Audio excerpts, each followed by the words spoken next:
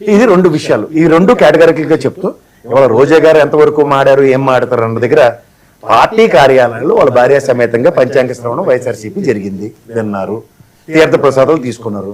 గతంలో బిఆర్ నాయుడు అనే వ్యక్తి మాడిన మాటలు, ఇవాళ నిన్న ఈ అమ్మాయి మాడిన మాటలు, ఇవన్నీ మీరు తీవ్రంగా పరిగణిస్తూ గమనించగలిగితే ఖచ్చితంగా ఆవిడ తీర్థ ప్రసాదాలు తీసుకుంటుందో లేదో ప్రజలందరూ చూస్తూనే ఉన్నారు. కానీ వీళ్ళకి నచ్చిన విధంగా, వీళ్ళకి నచ్చిన విధంగా జరగట్లేదు కాబట్టి వీళ్ళు చెప్పిందే వేదాలంటే కుదరవు. రెండో విషయం, ఇవాళ ఆవిడ వ్యక్తిగత విషయాల్లో ఆవిడ గురించి మాట్లాడడం తీవ్ర ఆక్షేపణీయం. ఇవాళ రాజకీయాలకు అతీతంగా ఉన్న ఇంట్లో కుటుంబ సభ్యుల్ని రాజకీయాలకు తీసుకొచ్చి మాట్లాడడం ఎంతవరకు సమంజసం?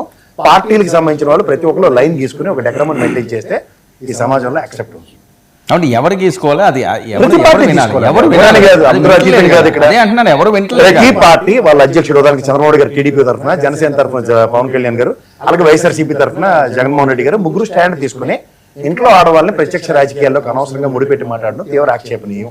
మా పార్టీ విధానం ఇది henceforth ఇలా ఉండదని ముగ్గురు స్టేట్మెంట్ ఇవ్వడం భావ్యం. లేదంటే ఈ దిక్కుమాల రప్చర్ అలా జరుగుతూనే ఉంటుంది. వీళ్ళు రైటు వాళ్ళ రైటు, ఇందాక కిరణ్ చూపించారు చూడండి 100 వీడియోలు చూపించి, అంటే మీరు ఆ మార్గంలో నడవకుండా ఉంటారన్న పెద్ద మనిషి కాబట్టి చంద్రబాబు గారికి 124 స్థానాలు ఇచ్చారు. మీరేదే బాటలు వెళ్తా ఉంటే ఏం చేయాలి దానికి? ఇప్పుడు ఒక విధంగా చెప్పాలంటే కంటతడి పెట్టుకున్న చంద్రబాబు నాయుడు గారి లాగా జగన్మోహన్ రెడ్డి కంటతడి పెట్టుకుంటారని మీరు ఏమైనా భ్రమంలో ఉంటే నేనేం చేయలేదు దానికి.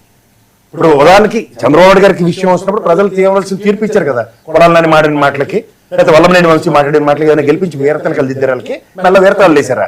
దానికన్నా మీరు ఏమైనా అతిశక్తి లేకపోతారు రాత్రి మాడినంత మాత్రాన? సాయి దేని వ్యక్తి, ఆవిడ బిజినెస్ ఆంటర్ప్రెన్యూర్, భారతీయ సిమెంట్స్ లేకపోతే సాక్షి పేపర్ త్రూగా ఎన్ని వేల మందికి ఉపాధి కల్పిస్తుంది. ఏ ప్రాతిపదిక మీద ఆవిడ గురించి మాట్లాడుతున్నారు? ఇది సమంజసమా?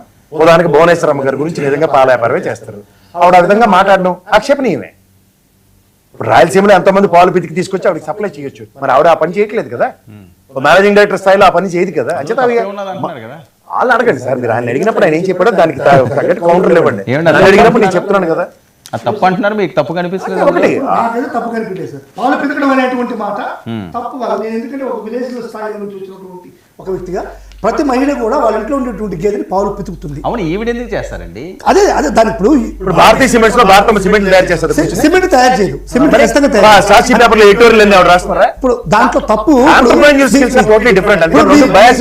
మీరు నెక్స్ట్ వినిపించిన వీడియోతో పోలిస్తే మీకు దాంట్లో తప్పు కనబడుతుంది. సార్ నేను రెండు విషయాలు చెప్తాను సార్. ఒకటి, ఈవిడ సుభాషిణి గారు ఏదైతే మాట్లాడో, ఫస్ట్ థింగ్ ఆవిడ మ్యారేజ్ విషయంలో కిరణ్ రాయలతో కలిపి డాన్స్ చేసిన కామెంట్ వచ్చింది పొలిటికల్ ఏరాలో.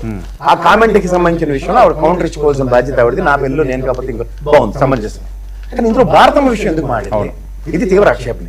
రెండోది, ఈ బిజినెస్ ఆంటర్ప్రెన్యూర్స్ విషయాల్లో ఇవాళ ఆంటర్ప్రెన్యూర్స్ కి మనం మర్యాద ఇవ్వకుండా, గౌరవం ఇవ్వకుండా ఎలా పడితే అలా మాట్లాడడం తీవ్ర ఆక్షేపణ. తర్వాత మీరు ఇందాక చిరంజీవి గారి విషయం మాట్లాడారు. నేను చిరంజీవి గారి స్థాయికి అసలు స్వయం కృషితో, స్వయం ప్రతిపత్తితో ఒక స్థాయి ఎదగడం అన్నది అది ప్రపంచానికి ఆయన ఒక కొలమానం.